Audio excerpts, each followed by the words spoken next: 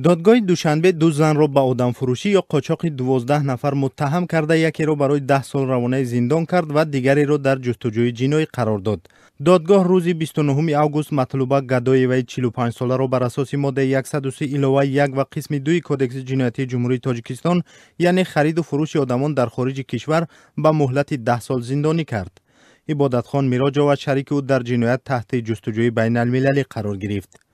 یک منبع از دادگاه شهر دوشنبه روز 31 اوگوست بر رادیو آزادی گفت که مطلوبه گدای از تاجیکستان زنهای جوان را با وعده کار فریب داده به دبی میبرد و در آنجا عبادتخان میراجاو زنها را پیشواز میگرفت و به غلامی شوهانی میفروخت.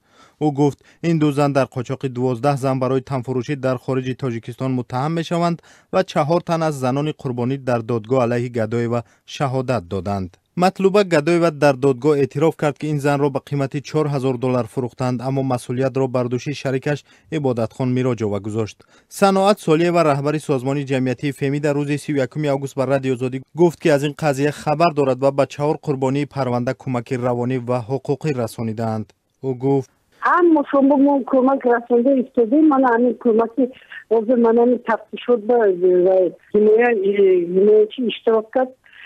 ما مبلغ همه جنایتی میسپریم که بعد در سود در تفتیشات ولی با اگر لازم باشه بگیر در کاری شهروندی اشتراک میکند برای مرای شرب دیستن یا کمپیساسیون شدیستن برای سازمان فیمید در همکاری با سازمان جهانی مهاجرت تلاش دارد که برای این زنها کار پیدا کند. صناعت سالیه و میگوید عامل اصلی که این زنها را قربانی خرید و فروش گردانید وعده کاری خوب بود.